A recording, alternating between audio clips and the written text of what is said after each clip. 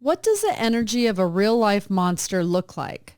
Are there signs at birth that they're bad seeds? October is a month best known for many people's favorite holiday, Halloween. And it's fun to dress up and scare people because we know it's not real. But we live in a world that holds real monsters, the ones who thrive on the fear of others.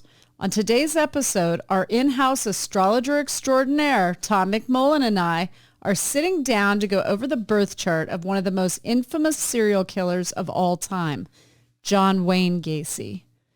You can find me on Instagram at Medium Allison. You can follow me on my Facebook fan page. You can binge on my YouTube videos. And you can see me live on October 29th in Irvine, California, and November 12th in Denver, Colorado. Come spend a Saturday afternoon with me bringing through loved ones who have messages for my audience. For ticket information, go to AllisonDubois.com. Tom, thank you for weighing in on this very dark topic with me. You're welcome, and you know I hate doing this. I know you do. It's Halloween. I figured it should be something scary. Well, it's just that because I go into someone's energy, in a 2-hour study of a chart and become attached to them. Right. The last thing I'm going to do is someone like this. So I've done 2 before with you, and it's like I needed to take sort of a sage bath. Here, I'll spray some of the white sage spray around Thank you. you. Definitely afterwards, for sure. So what are some aspects one might look for in a birth chart that are signs of violence or a twisted mind? Well, as in the other 2, in Dahmer and who was the other one we did? Ted Bundy. Ted Bundy. You'll find Pluto's position in either the 8th house or the 12th house usually, which in their case was true. Mm-hmm. We will find the same with Gacy, whose Pluto is in the 8th house, is even stronger. But the dynamic of that is you have to put Neptune into that also, because as Pluto rules Scorpio, which is the dark side of our energy and nature, right, and then Neptune, which is illusion versus delusion. Right. So you put those 2 babies together and you put them in twisted dynamics on a chart, and you get John Wayne Gacy without question. Yes. Okay. Dangerous. Yes. And I want to explain, Scorpio, which Pluto rules, is desire. It's the essence of what we desire. And we can desire many things, a light or dark. And it is a light or dark because it's death or rebirth. Mm-hmm. So we can go in the depths of ourselves in the darkest parts, or we can go to the highest versions of ourselves. Right. But it really is the battle between the soul and the personality. The personality is something that wants to control in its own way, and the soul that wants to serve a higher self. Right. And so the battle rages within, so you get the devil or the angel, essentially. Uh-huh. And then it's a construct or destruct for the same thing. Are you building something in your life, or are you destroying something in your life? If somebody was constructive with those aspects, what might that look like? Well, if they're going to destroy something in their life, it's either self-destruction. Okay. But if they're a good person with those aspects, could they destroy bad habits? Oh, could yeah. it The be whole seen point more is transformation. like that? Yeah. Okay. If you have, like, if you're overcoming alcohol. Right. So, going into A and fighting the demon of the thing Right. that's addiction is exactly what you're talking about. So whether or not you stay constructive or destructive, if you have these aspects, more than likely you've been born with wounds, and you're you're going to be a little broken. And some are darker than others based on how you come into this world and how you see your upbringing right away. Right. And we'll know that a lot of these serial killers have horrible upbringings and victimization in their childhood. Right. And Gacy's no different. So do you see any overlapping signs amongst serial killers specifically? So these aspects were in Ted Bundy, Jeffrey Dahmer, and John Wayne Gacy's? Gacy's the worst of the 3 so far that I've gotten into from what I remember. I actually have to agree with you, and we're going to talk about that too. Okay. I think he was the worst, and that's amongst a bunch of bad seeds. Yeah, and it is. But I will say that, we come in with the essence of, are we going to go to the deepest parts of ourselves? Does somebody become a psychopath or a sociopath, or, however that looks? Mm-hmm. Gacy's a sociopath. There's no question. So he is just twisted and distorted at all levels. Yes. And so he's probably one of the scariest because of how clever he was at how he did what he did. Yes. And his whole MO was to control others. Right. They all are trying to control others. Right. For different reasons. But Gacy's is really off the chart. Yeah. I know that he did have an abusive childhood, and some people are born with no empathy, and then the abuse they endure is just throwing gasoline on the fire. Not all serial killers are abused as children, but many are. So you could see the abuse young in his life in his picture, in his birth chart. He has the sun and moon right together, a new moon, in the house of home right away. Mm-hmm. So the things that are dark or delusional or weird or strange are in his home. Yeah. And he buried them under his house. And everything he did, he put in the walls of his house or in his under the basement. Exactly. Yeah. So their home, there's some of that, it's all happening in the home. So family upbringing is going to be a key to that. And it's all about control issues. Yes. And delusion. Mm-hmm. And he came in with trust and betrayal issues immediately from his past. So something happened to him in his past of trust and betrayal and harm that affected him psychologically, that he brought back in with him, that would show up in his family again, probably his mother. Well, and I think there are some terrible things that did probably happen to him in his young life that we don't know about. Right. So yeah, I would expect sex abuse. That's what I was thinking as well. Because everything he did was about sex and sexual. Right. And control through sex. I know this sounds terrible, but just as somebody who's profiled criminals for a long time, just gotten into their energy and sort of torn them apart, I have a feeling that there's a tie-in with who abused him and the clown outfit that he wore. I just think there's something even more devious where he was becoming the monster. So I think that clown outfit represents whoever actually hurt him. It's so funny because I grew up watching Bozo the Clown, and I never put that. I was never afraid of clowns. But, and then, I know people that are terrified of clowns. And the movie It came out. I was going to say, when it came out, that was it. Stephen King ruined clowns for all time. Well, the interesting thing about Gacy is the double Pisces, Okay, he does have Pisces, because my next question, I said he performed as a clown at kids' parties. Is there Pisces fantasy in his chart? Yes, because, and again, the moon's stronger than the sun when you're looking at Pisces because it's the stronger energy. So his sun and moon are in Pisces. Right next to each other. Oh, my God. And since the moon's stronger in that dynamic, because, water puts out fire. That's a lot of delusion. And it's all emotional. It's all very delusional. And it opposes the planet that represents Pisces, which is Neptune. Wow. So there's an opposition immediately to delusion of that's why the trust and betrayal issues. Like he can't trust others and now no one can trust him. And that he used that Pisces creativity to create a character. Mm-hmm. So he's not him. Right. That's another facade of illusion. It's not a man, it's a clown. When I saw the clown, it screamed Pisces, and I don't mean that in offense to all the Pisces out there, but there is a fantasy aspect to people with Pisces where they want to sort of live in a fantasy world and not really have to deal with reality, and that was his escape. Right. You're playing a character. And the other thing is that he did magic tricks. Another thing he did to his victims, illusion. He would, say, I could do illusion with handcuffs. Right. And then they get handcuffed, and then he'd have the key, and they didn't. Right. So but they said, I'm going to show you how to do this magic trick. And these are innocent teenagers or kids or whatever he's working with. Well, and to me, seeing him dress in the harmless kid's character gave him a sort of deviant thrill, knowing that he was killing people's children. And then here the children and their parents are embracing him as harmless at these parties. And then when he was asked why he dressed as a clown, he told the detectives that clowns get away with murder. That's so creepy. And everything about him, and I started thinking about Ted Bundy, Jeffrey Dahmer, and him, and I was stacking them up side by side, just the essence of who they are. And, we had covered them in the past episode. All three serial killers seem very good at gaining their victims' trust. Bundy with a fake arm cast, Dahmer because he was slight in build and seemingly harmless, and Gacy because teenagers are still children and they trust what adults say to be true. And he lured them with the promise of a job. So the deception that you see in his chart, you also saw in Ted Bundy's and Jeffrey Dahmer's. Not as much. Not as much. That's what I felt too. This guy is just And that's really a hard thing to even say, a hair more evil than the other two. Yeah, well, that's the thing. It's funny because you and I have not talked about this. Right. And that we always come up with the same answer in Yes. terms of how we go into someone's Yes. energy. Mm-hmm. And it's always the same. So, yeah, in his, it's very twisted. It's beyond twisted. It was beyond twisted, too, because Dahmer wore the cast to gain...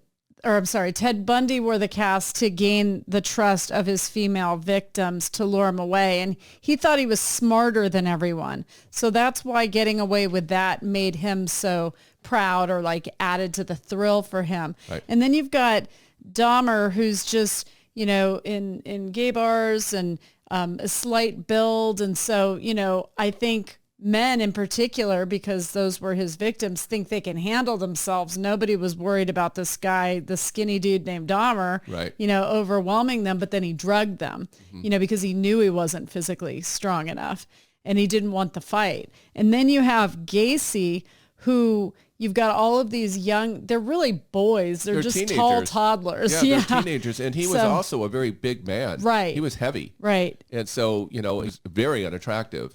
Well, and he was very, like people in the community knew who he was. And so I think these kids weren't as afraid of him because they're thinking, my mom saw him at the store. Like he was somebody they knew, John Wayne Gacy, around town. But for John Wayne Gacy, the clown outfit to me just took it to a whole other level, because standing there looking at small children playing and with their parents and at these parties, and the children running to him and him giving them balloons and the parents thanking him for coming, was this other level of disgustingness to him, in that he seemed to find excitement and joy in knowing who he was and that he'd murdered all of these boys, and being in the center of this, like a birthday party. Right. In the center of the happiest moments in people's life, he was standing there with the secrets to the darkest, worst moments of those young men's lives, as well as their families. And so I found the enjoyment of that is what put him up just a level above Dahmer and Bundy. Yes, it did. For that reason, because he didn't even have to be killing the person or in the act of it. He was torturing. Those people who were at those parties after the fact, when they found out who he is, had to have felt so disgusting and violated and afraid that their children could have been hurt. Mm-hmm. So psychologically, he messed with people without even physically touching them. Yeah. I mean, there was this whole other psychology to him that was just insane. Well, the opposite of that, because someone's going to say, what if somebody comes in with a good version of Right. Gacy kind of thing? Someone would be a champion of anyone that would abuse a child. It would be quite the opposite. Right. Because, the Pluto in Scorpio, in the house of Scorpio, or it's not in Scorpio, it's actually in Leo, because he's a boomer. But in the house of Scorpio, the whole dynamic is to control someone else. Yeah. And so either you're going to defend someone who's being abused, or you're going to become the abuser in these extremes, if you will. Right. And so, because you tie yourself to the thing that the personality wants. In his case, it was control and sex. Mm-hmm. And the fact that he was choosing teenage boys, first, they're, like you said, children, and second, it's the sexuality he's drawn to. Right. And he was married twice.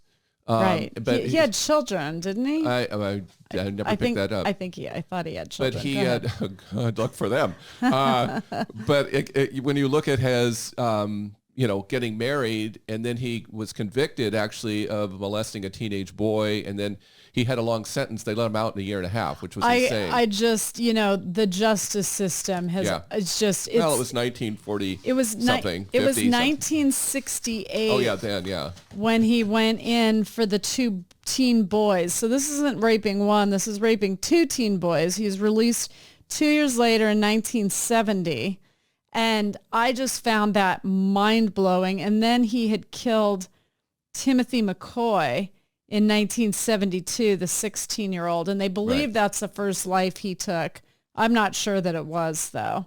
And then he just continued to kill. But it was after his second, he divorced his second wife, and that's when he rock and rolled. Right. That's when there's like multiple, and they're all buried in the He didn't have to play the husband part anymore because she was gone, so he could be who he truly was. Right. And it was dark. It was like, it's the battleground of the senses and the soul, and the senses took over. Right. There is no soul in a sociopath. There is no empathy. No. There is only control and domination and anger and vengeance of some kind, that's buried in the past of what he brought in. So he's got to control someone else because someone controlled him. Well, and the scary thing about all of what you're speaking of is the only way for that to ever have ended was with the lethal injection that he ended up getting. Somebody such as him that's a sociopath, they never stop unless they become physically unable to do it. And they usually just move down the ladder to weaker victims until they can't overcome anybody. But sociopaths can function in society, and that's what makes them so frightening. Yeah. Psychopaths tend to have trouble functioning in society because they stand out so much. Well, he worked very much off his mental. And so when someone's very up in their head and their mental, they look normal and appear normal. Right. So he's got this, able to sort of, act and behave in society because he's sort of observing and being what needs to be done. And then he creates the delusions of his other side in being the clown or whatever. But what's interesting? What his time in prison, you know what he did? Read books to children. No.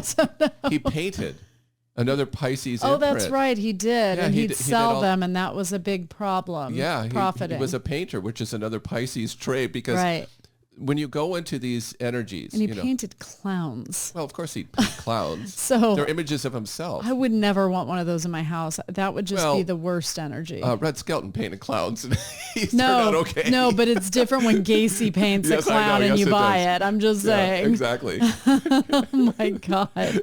Yeah, he was just another level of crazy. Yeah, and he had Mercury in Pisces also. So that's his mind is going into the world of La La Land and disconnect and everything else. What was his? Oh, you could not determine a rising on him. So this is everything else. Well, they say Sagittarius on it. So, that, and again, Jupiter rules the seventh house of society and relationships, and it's in Gemini, which is the worst place you could put Jupiter because it's someone who scatters their energy in their mind, and they're not good judge of anything. They can't seem to focus, you see. And his focus was, just more kids, more ways of murdering them or torturing. Sag is the hunter of the zodiac as well, which Ted Bundy also was Sag and had the hunting in his charts. So that makes a lot of sense. I'm sure in his marriages there was a lot of fighting because he has Mars in the seventh house of relationships in Gemini. So there's a lot of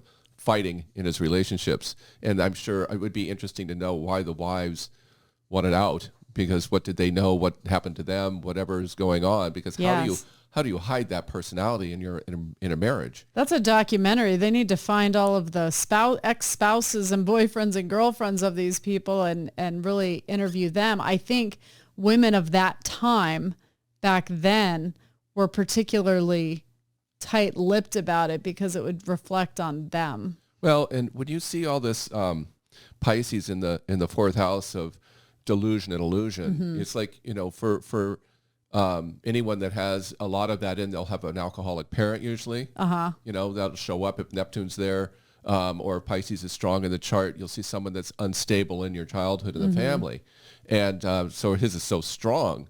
And you kind of wonder, how deranged was his mother?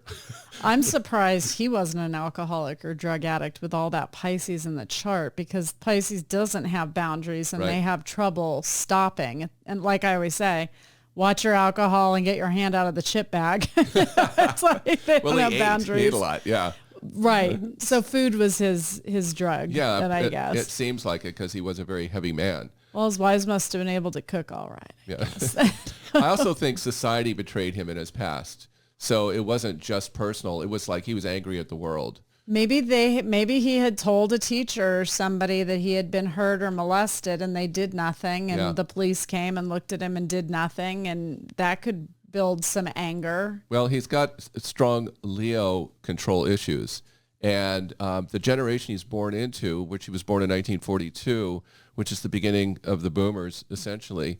And if you look at those boomers that are very strong leaders, if you will, we'll talk about leaders, they're all fixed signs. And he's born in Pluto and Leo, which is a fixed sign. And I will tell you that Hitler was born in Taurus, Mussolini was born in Scorpio, and Hirohito was born in, what's the other one? Aquarius. No, that was Roosevelt. Aquarius, Taurus, Scorpio, Leo. Oh, yeah. Mussolini was Leo. Hirohito was Scorpio. Okay. And Roosevelt was Aquarius. Isn't that interesting? Uh-huh. All during that high part of that generation. I'll during take the wars Roosevelt. yeah, pick Roosevelt too, yeah. Over all the rest. But isn't that interesting? And so in Gacy's case, he uses his power and his control in the darkest parts of one's nature. Yeah. And it's just a residue of what happened to him that he's projecting onto others, and rather than resolving it, because the point of Scorpio and Pluto is to transform our lower selves to our higher selves, because that's why we start with the 3 symbols of Scorpio, which are the scorpion, the lowest energy. Right. If it can't sting someone else, it'll sting itself to death. Right. You see, and that's the lowest part of our dynamic, self-destruction or destroy somebody else. Interesting. And then you have the eagle, which is to rise above those dark parts of yourself and find the higher version of your service and of your soul, rather than the sacrifice of pain and suffering, because it's suffer or service. And then the final is the phoenix, where you actually transform, and that's the beginning of death to life. My spirit That's eternal. animal. That's eternal. Yes. Yeah.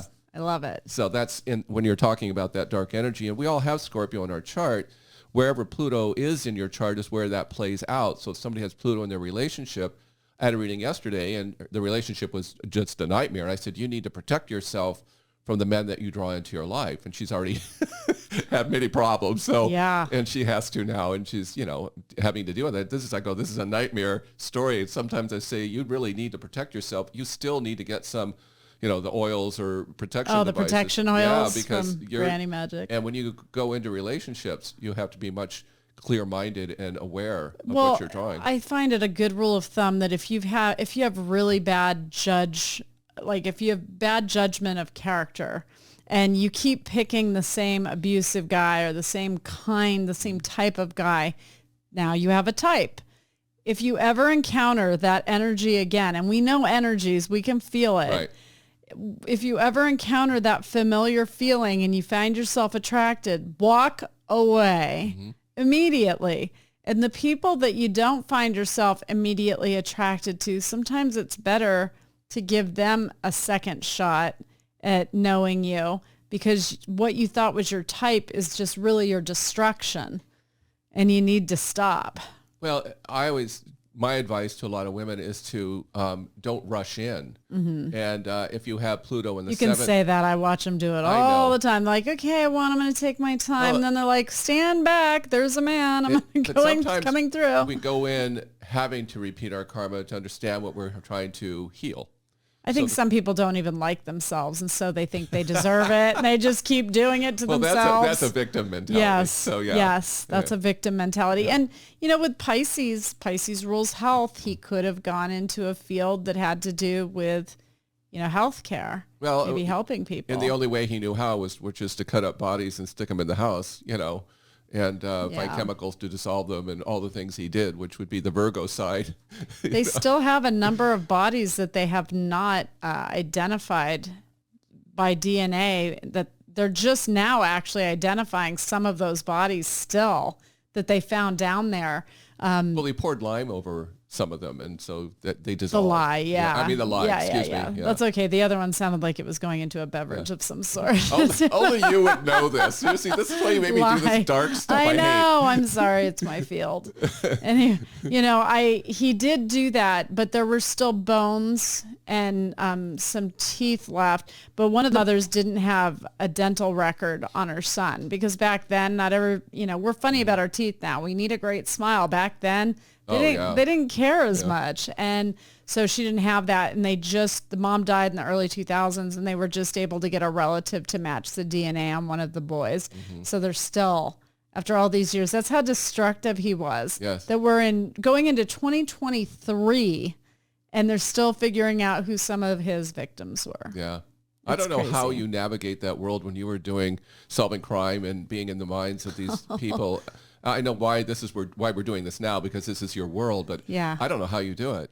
I'm wired for it. It's why I was going to be a prosecutor in homicide, because I've always been wired for it. But also the way I was able to do it, and the reason I was able to do it, is I decided when I was 11 I wanted to put bad guys away. Justice. Justice. Yes. And also I was trying to prevent future victims. There are people walking around that don't even realize they're a future victim. But see, now because you have Pluto in the 12th house, you're doing your service through this dynamic. The opposite of what we're talking about, who's someone like a Gacy or whoever. So this is the opposite. You're like, I want to protect or create justice for those who have been harmed. I initiated the Amber Alert to stop people like him. Yeah. For Arizona. But I want people to understand the plus and minuses of which way you can go in those dynamics. Right. I could have been an assassin vigilante. Well, I wouldn't be sitting here right now. That's for sure. Oh, well, if you didn't hurt children, you wouldn't have to worry about it. But I've always I knew when I was 11 and I saw the movie Adam, which was John Walsh's son. Adam Walsh had been murdered and decapitated. And I just remember seeing that made-for-TV movie, and I never knew what evil was. I knew when something felt bad, but I never had heard something so ugly before, and I just didn't know who would hurt a child.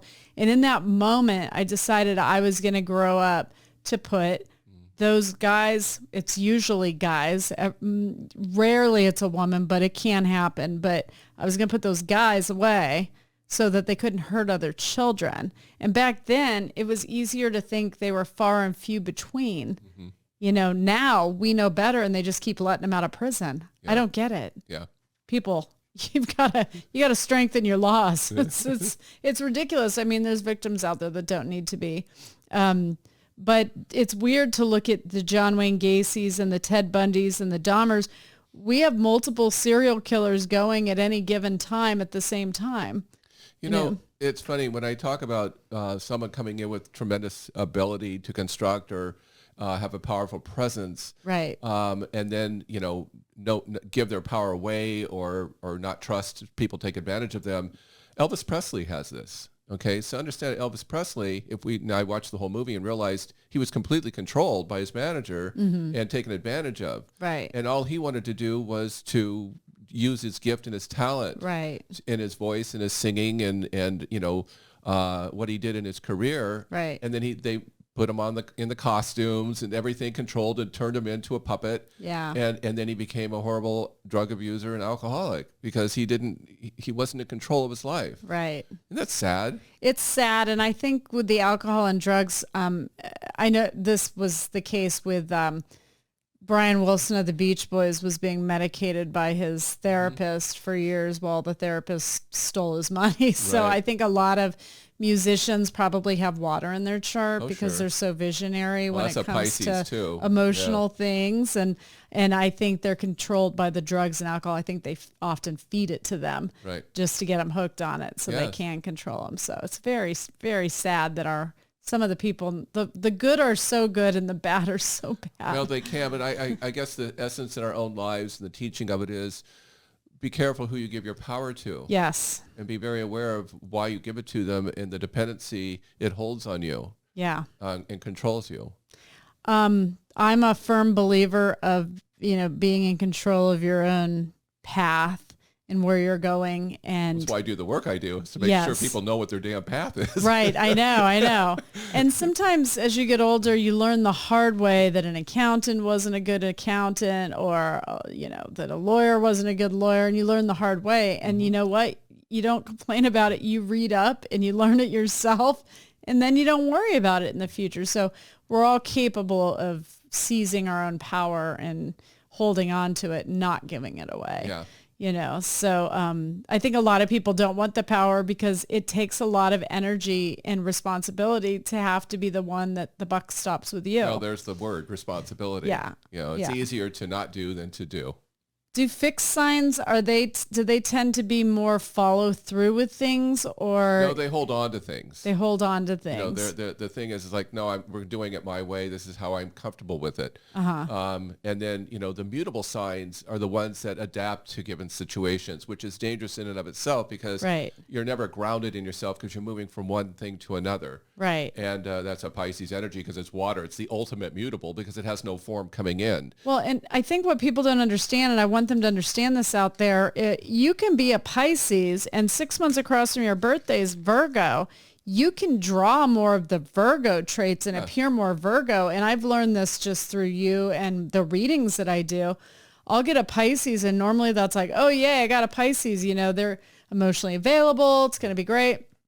And I feel like I'm straight up reading a Virgo. I'm like, can you please stop running an agenda and overanalyzing everything? And so you can pull more from your oppositional sign than from the one you actually were born under. And I just found that to be really interesting. Well, I just did one last week who, is a veterinarian and she is very Virgo, but she's a Pisces. I said, I go, you're not a typical Pisces that you read about. She goes, no, I'm not. And I go, well, it's there, just so you know. Right. But what's running your agenda in your life is this Virgo side. Yes. And because everything's pointing more to that in her chart than the other. So, and again, in someone who doesn't have a lot of Virgo and they're all in Pisces, they're the one with the weak borders and boundaries, don't have a sense of themselves, can't make decisions, wait for someone to tell them what to do, and wander and drift about. So, the point is balance in all charts and all energies. So you pull in both sides. And so when you have a strong twin sign like Gemini and Sagittarius or Pisces and Virgo, which are naturally very opposite to themselves, you have to understand your opposition because you'll have a very happy, outgoing little Pisces who's moody and quiet and dark at home, Right. So all of a sudden you're like, where'd he go? Or when they get depressed, like you say, they sink to the bottom of the ocean where it's dark. Or they're swimming with the fish. There's no in between. Right. And you'll find a lot of Pisces are night birds. They like to be where it's quiet, where no one's around that disturbs their energy. Right. They need privacy. And a lot of times they don't give it to themselves, especially women, because they're taking care of everybody. Right. And not themselves. Right. And so that's kind of something has to be aware of. Then they have anxiety attacks and don't know why. Or bad health and don't eat properly or what, Yeah. So interesting. So is there anything you wanted to add on him, on John Wayne Gacy, in conclusion to what we talked about with this chart? Because I think the things you saw in his chart, did you find anything in his chart you weren't expecting to find? Well, it generationally, there's things that are new because I rarely do a chart from 1942. Right. But I know I've done some, actually. I've done one from 1938, I think once or twice. So it's a different energy because you got to bring the generation at the same time and what's going on in their world. But in his house of health, the Virgo house, he's got Saturn and Uranus conjunct because that was happening at the time. And that's twisted alone. If when you have Uranus itself in the house of health, it's usually someone that's got usually mental, emotional instabilities, and then they're not grounded in themselves. They're always going from one thing to the next. So if you ran a client's chart and you looked at this in preparation for the reading you were going to give them, would you be like, oh shit? Oh yeah. No question. Would you be I become the a person. Little afraid? I mean, because a lot or of did times, you have to search for it in the chart? Do you know what I mean? Did it jump off the page to you and say this is? Well, I was aware of a delusional, of him. violent person. It was just, and I'm not trying to go that deep into my charts when you ask me to do these things because of the person it is. Sure. I feel horrible right now just talking about it. Yeah. I've been studying this for yesterday and today, and I just it just makes me sick. So absolutely, it harms my soul. But so I'm trying to find the answers for you. Yes. Without getting too deep into how I'm really feeling. He's dipping his toe in, folks. Yeah, because I don't, I rarely have had any readings over some 30 years where I get somebody who makes me ill. Usually, I bet somebody like this wouldn't actually want you to look at it. No, because if they're full of they have delusion, something to hide. They're hiding things. Right. Yeah. So, but I get a lot of this for women in their lives who bring this kind of dark energy to them in their relationships. Right. And that I'll go, oh my God. And they're like, I do too with my clients. Yeah. So they're like, do you think he's going to kill me? I'm like, if you have to ask me that question, get out now. Yeah. It's scary. And sometimes people just need to be kind of shaken out of their coma of what they're in as their norm and going through the motions of life. It's like, if you go home and it feels bad, that's not a good thing. It's hurting your soul. It hurts your energy.